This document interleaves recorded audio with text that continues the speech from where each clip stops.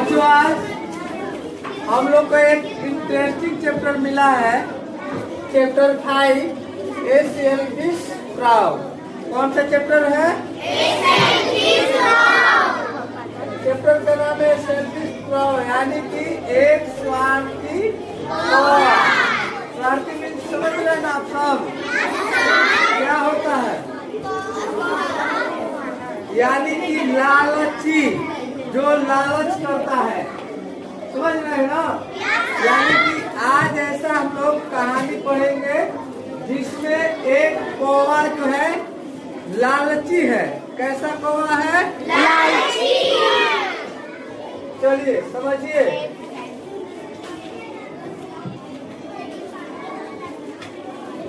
कह रहा है कि once there was a crow that lived near a farm house। एक कौवा रहता था कहाँ के नजदीक, यानी कि एक फार्म हाउस के नजदीक एक कौवा रहता था। The owner of the farm had kept some pigeons। और उस फार्म हाउस का जो ऑनर था, मालिक था, वो कुछ कबूतरों को क्या किया था? पाल रखा था। क्या किया था बच्चों? The owner of the farm used to feed pigeons with grain regularly।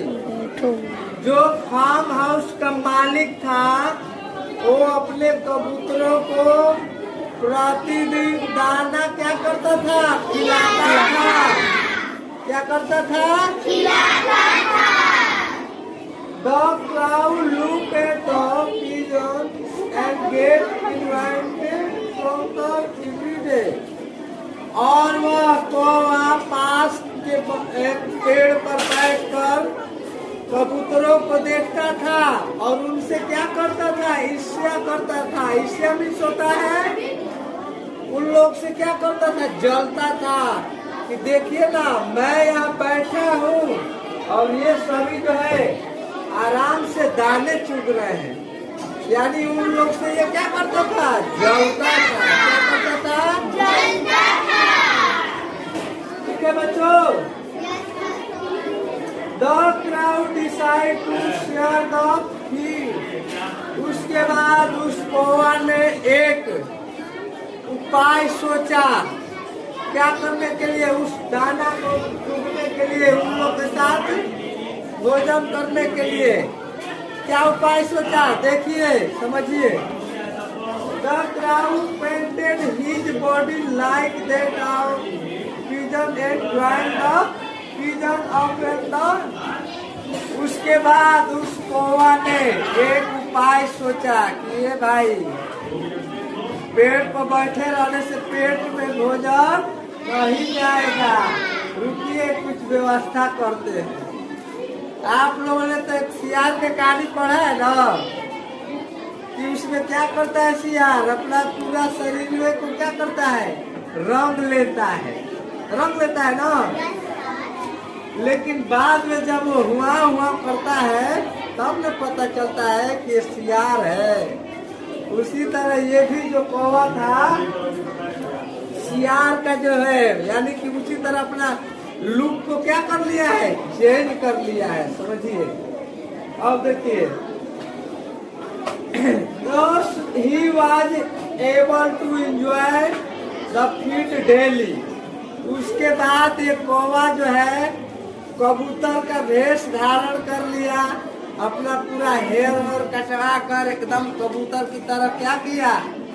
दिखने लगा। और जाकर कबूतरों के झुंड में ये भी मजे कर रहा था एकदम। प्रतिदिन अपना दाना ये भी उन लोग के साथ खाने लगा। और देखिए आगे continue.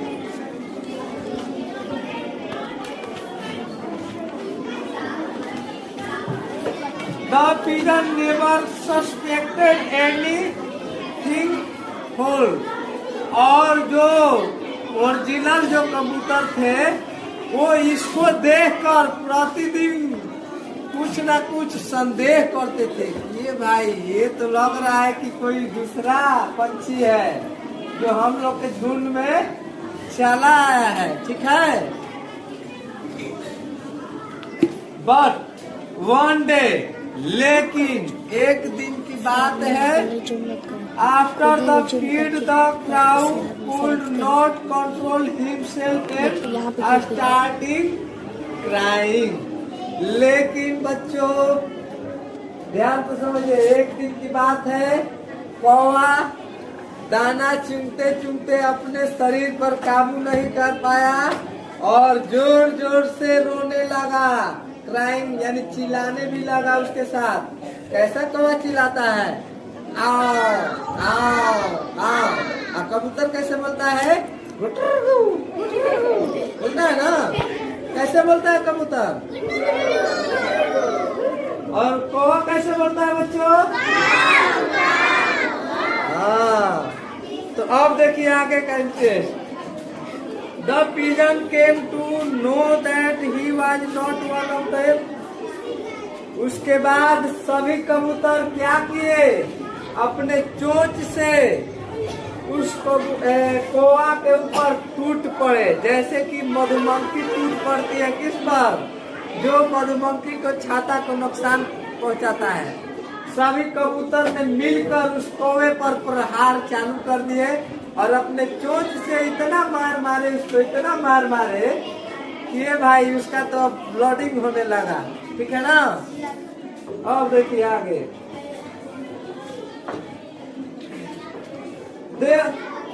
The crowd flew away to save his life and went instead of his own brother, the crowd.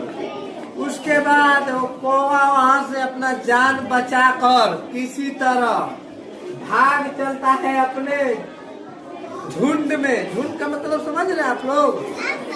कि वो अपने ग्रुप में चला गया, यानी कि अब कबूतर जाति से निकल कर अपना जो वेशभूषा बनाया था, ढोंग अपनाया था, उसको अब छोड़ छाड़ के भाग गया अपना कहाँ पर? कौवा वाला प्रजाति में, उन लोगों के साथ उस झुंड में भाग गया।